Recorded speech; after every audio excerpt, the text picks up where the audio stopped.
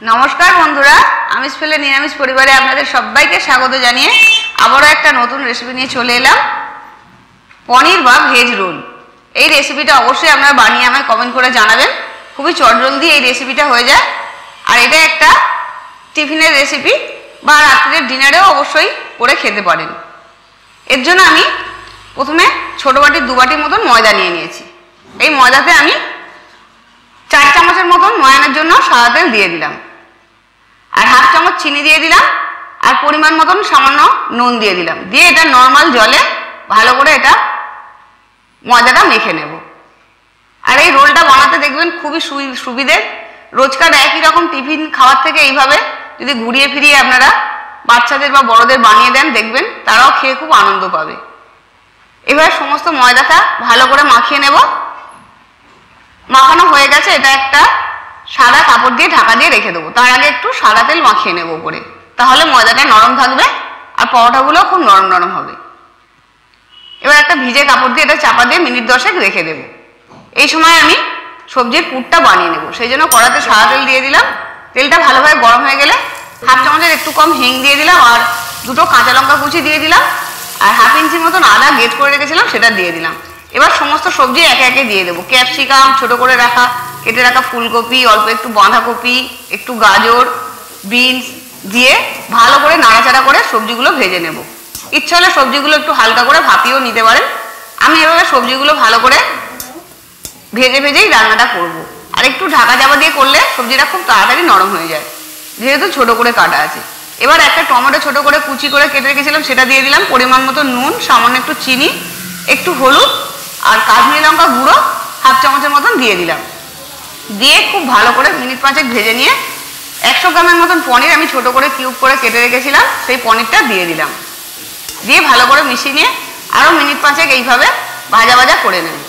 একটু বেশ ভাজা ভাজা হয়ে আসলে তখন 2 চামচ টমেটো সস আর 2 চামচের মতন সয়া সস দিয়ে ভালো করে নাড়াচাড়া করে নেব। মিনিটখানেক নাড়াচাড়া করে নিয়ে 1/2 চামচের মতন গরম মশলা গুঁড়ো দিয়ে গ্যাসটা আমি অফ করে দেব। মিনিট 5 পরে এই পুরটা আমি ব্যবহার করব, একটু ঠান্ডা হতে দেব। এই সময় আমি পরোটাগুলো বানিয়ে নেব যতক্ষণে সবজিটা ঠান্ডা হয়। এবার এই পরোটাটা আরও একটু ভালো করে পরোটার ময়ানটা দিয়েছিলাম সেটা একটু ভালো করে মাখিয়ে নিলাম। একটু এরকম নরম নরম মাখবেন, তাহলে পরোটাটা খুব ভালো নরম নরম হবে। এবার এটা থেকে আমি 4টে খামি বানিয়ে নেব। 2 বাটি থেকে আমার 4টে পরোটা হয়েছে। এই পরোটাগুলো ভালো করে সুন্দর করে গোল গোল করে যতটা সম্ভব বড় বড় পাতলা পাতলা করা যায় সেইভাবে ভালো করে বেলে নেব।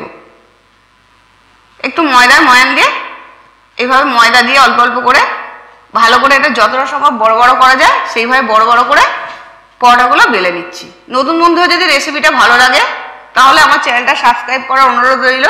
আর পুরনো বন্ধুদের অসংখ্য ধন্যবাদ পাশে থেকে আমাকে সাপোর্ট করার জন্য। আপনারা অবশ্যই বানিয়ে আমায় কমেন্ট করে জানাবেন। এইভাবে দেখুন সমস্ত পরোটাগুলোই বানিয়ে নিচ্ছি। যতটা সম্ভব বড় বড় আর পাতলা পাতলা করে বানিয়ে নেবেন, তাহলে রোলগুলো খেতেও খুব সুস্বাদু হবে। বাজারে যে রোল কিনতে পাওয়া যায় তার থেকে দেখবেন আরও বেশি স্বাদের হয়েছে।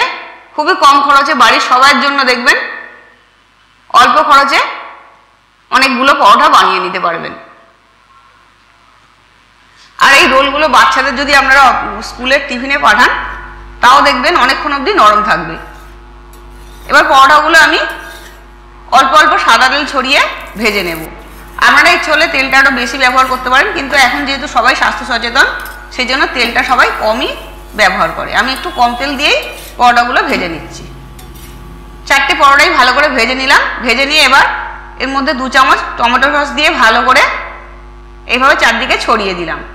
টমেটো সসটা ছড়িয়ে দিয়ে তারপর যে সবজিটা আমি ভালো করে ভেজে রেখেছিলাম সেই সবজিটা ভালো করে ছড়িয়ে দিয়ে রোলগুলো বানিয়ে নেব। আমি যেহেতু এক্ষুনি খাওয়া হবে সেই জন্য এগুলো কাগজ দিয়ে মুড়লাম না, কিন্তু আপনারা যদি এগুলো অফিসে বা স্কুলে পাঠান তাহলে একটু কাগজ দিয়ে ভালো করে র্যাপার দিয়ে মুড়ে দিয়ে তারপর পাঠাবেন, তাহলে অনেকক্ষণ অবধি নরম থাকবে। দেখুন কেমন হয়েছে। আবার ফিরে আসবে এরকম নতুন নতুন রেসিপি নিয়ে। সুস্থ থাকবেন, ভালো থাকবেন। নমস্কার।